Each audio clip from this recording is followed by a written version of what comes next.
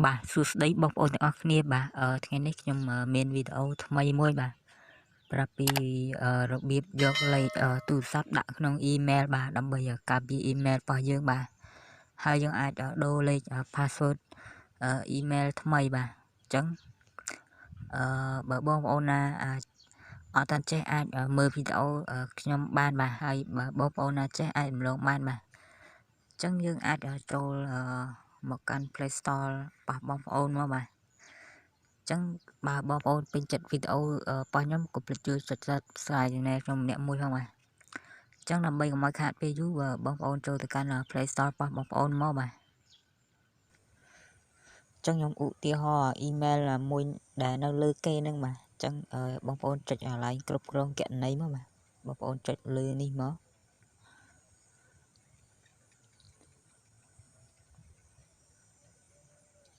បាទចឹងវានឹងលូតមកផ្ទាំងបែបនេះបាទចឹងយើងអត់ដឹងថា password វាប្រហែលនេះបាទចឹងបើសិនណាបងប្អូនចង់ដឹងបងប្អូនអាចដូរ password ក៏បានបាទចឹងបងប្អូនចូលកន្លែងនេះគឺយើងដាក់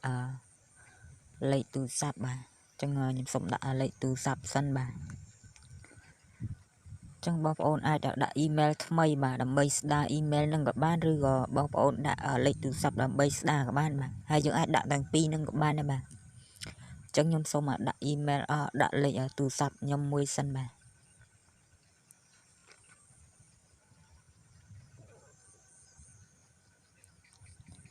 បាទពេលដែលយើងចុចចឹង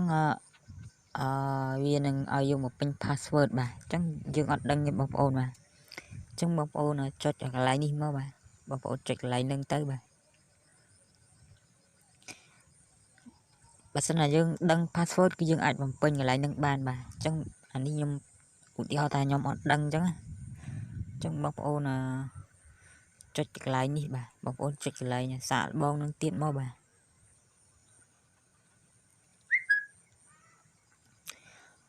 បាទបន្ទាប់មកទៀតវានឹងនាំបងប្អូនមកដល់ទម្រង់បែបនេះបាទអញ្ចឹងបងប្អូនចុចកន្លែងនេះមកបាទ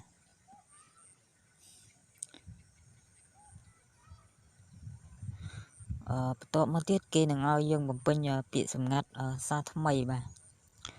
អញ្ចឹងបងប្អូនបំពេញមកបាទអញ្ចឹងយើងបំពេញពាក្យសម្ងាត់សារថ្មីបាទអញ្ចឹងបងប្អូនដាក់មកបាទអញ្ចឹងខ្ញុំសុំដាក់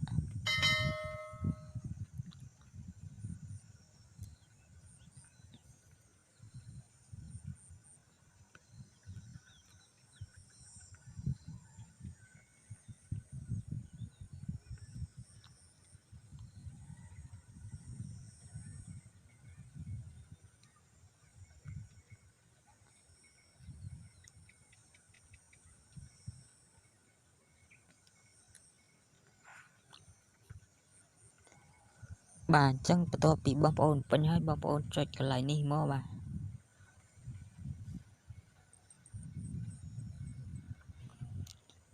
អញ្ចឹងពាក្យសម្ងាត់ហ្នឹងបងប្អូនត្រូវតែចាំ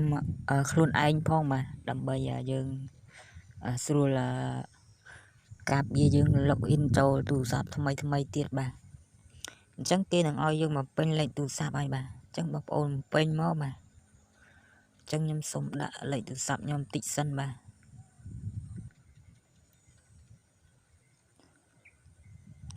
បាទបន្ទាប់ពីបងប្អូនដាក់លេខទូរស័ព្ទហើយគេនឹងផ្ញើសារលេខកូដចំនួន6ខ្ទង់ចូលលេខទូរស័ព្ទរបស់បងប្អូនបាទអញ្ចឹងយើងចាំverify ជាមួយលេខទូរស័ព្ទដែលយើងបានដាក់បាទអញ្ចឹងខ្ញុំសូមមកបំពេញលេខទូរស័ព្ទដែលខ្ញុំបានដាក់សិនបងប្អូនបាទឥឡូវគឺវាលោតអូតូឲ្យយើងបាទអញ្ចឹងបងប្អូនចុចបន្ទាប់មកបាទអញ្ចឹងវាយើងបានបំពេញលេខទូរស័ព្ទជោគជ័យឲ្យបងប្អូនបាទអញ្ចឹងយើងអាចការពារអ៊ីមែលយើងបានហើយបាទអញ្ចឹងពេលដែលយើងភ្លេចpassword លើកក្រោយទៀតគឺយើងអាចយកវិញបានដោយងាយបាទហើយកន្លែងនេះយើងអាចដាក់អ៊ីមែលថ្មីមួយទៀតបានបាទអញ្ចឹងបងប្អូនអាចដាក់អ៊ីមែលរបស់បងប្អូនមួយទៅបាទអញ្ចឹងគឺយើងអាចការពារអ៊ីមែលយើងពេលដែលយើងភ្លេចលេខ password វាបាទ